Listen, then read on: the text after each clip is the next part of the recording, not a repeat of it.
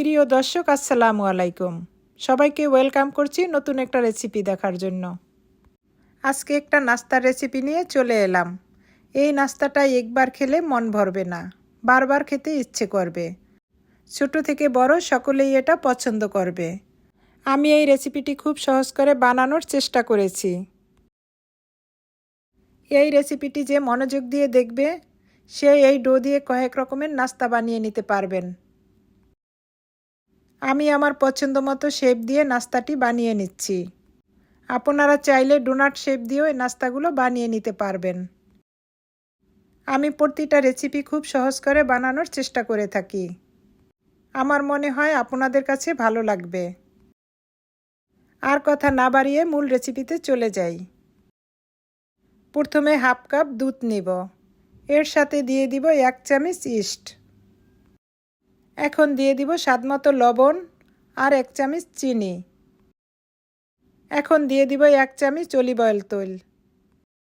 এখন এর ভিতরে দিয়ে দিব একটা ডিম। এবার একটা হুইস্কের সাহায্যে সব উপকরণ একসাথে ভালো করে মিক্স করে নিব। এটা যখন খুব ভালো করে মিক্স করা হবে তখন এর ভিতরে দিয়ে দিব স্প্রিং অনিয়ন। এখন এগুলোকে আরেকটু ভালো করে মিক্স করে নিব। এবার এর ভিতরে দিয়ে দিব 1 বাটি ময়দা। এখন এগুলোকে খুব ভালো করে ডলে নিব। এই ডোটা এভাবে ডলতে ডলতে অনেকটাই সফট হবে। এখন আমার ডোটা একদম রেডি। ডোটার উপরে একটু হালকা তেল লাগিয়ে নিব। এখন এটাকে ঢেকে 1 ঘন্টার জন্য রেস্টে রেখে দিব। এই ডোটা একটু গরম জায়গায় রাখার চেষ্টা করবেন, তাহলে ডোটা খুব দ্রুত ফুলে যাবে।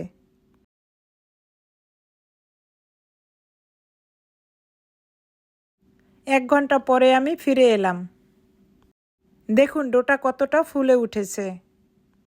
এখন এগুলো হাত দিয়ে এভাবে চেপে ডোটার থেকে বাতাসটা বের করে নেব। এই ডোটাকে ডলার আর দরকার নেই। এখন নাস্তাগুলো বানিয়ে দেখাবো। প্রথমে একটু ময়দা ছিটিয়ে একটা রুটি বেলে নিব। রুটিটা হাত দিয়ে চেপে চেপেও এভাবে বেলতে পারবেন, না হয়তো একটা বেলুনের সাহায্যেও একটু মোটা করে বেলে নিতে পারবেন। আমি এই রুটিটাকে খুব বেশি পাতলা করব না। রুটিটা দেখেই বুঝতে পারছেন আমি রুটিটা কতটুকু মোটা রেখেছি। এখন আমি এরকম একটা কুকির কাটার নিয়ে রুটিটাকে কেটে নিব। আপনাদের কাছে যদি এরকম ছোট কুকির কাটার না থাকে যে কোনো বয়মের ঢাকনা দিয়েও কেটে নিতে পারবেন। আমার মনে হয় আপনাদের কাছে আমার এই রেসিপিটা ভালো লাগবে। যদি ভালো লেগে থাকে একটা লাইক দিয়ে আমার চ্যানেলটাকে সাবস্ক্রাইব করে রাখবেন আর বেল বাটনটা অন করে রাখবেন। যে কোনো রেসিপি দেওয়া মাত্রই আপনার কাছে পৌঁছে যাবে। এভাবে আমি পুরো রুটিটা কেটে নিয়েছি।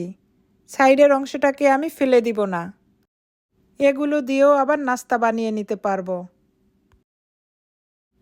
এখন একটা ফ্রাই প্যানে হাফ চামচের মতো তেল দিয়ে নাস্তাটা ভেজে নিব। এবার আমি ফ্রাই প্যানে সব নাস্তাগুলো এভাবে দিয়ে দিব। চুলার জালটাই একদম লোতে থাকবে।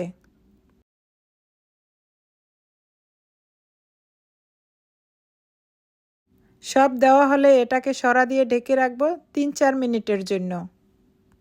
3-4 মিনিট পরে আবার এগুলো উল্টিয়ে দিব।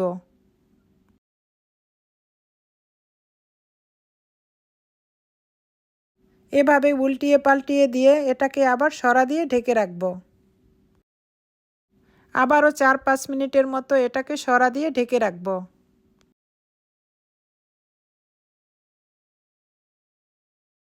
2-3 বার এভাবে উল্টিয়ে পাল্টিয়ে দেওয়ার পরে নাস্তাগুলোর কালারটা কতটা সুন্দর এসেছে।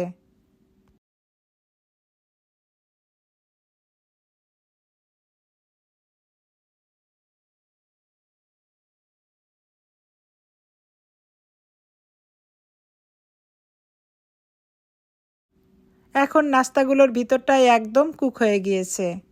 এখন এগুলোকে নামিয়ে নিব।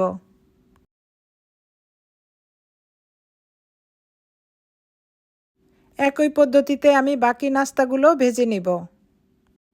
দেখুন নাস্তাগুলোর কালারটা কতটা সুন্দর এসেছে। একই পদ্ধতিতে আমি সব নাস্তাগুলো ভেজে নিয়েছি। আমি একটা নাস্তা ভেঙে দেখাচ্ছি। ভিতরটা কতটা সুন্দর কুক হয়েছে আর কতটা সফট হয়েছে।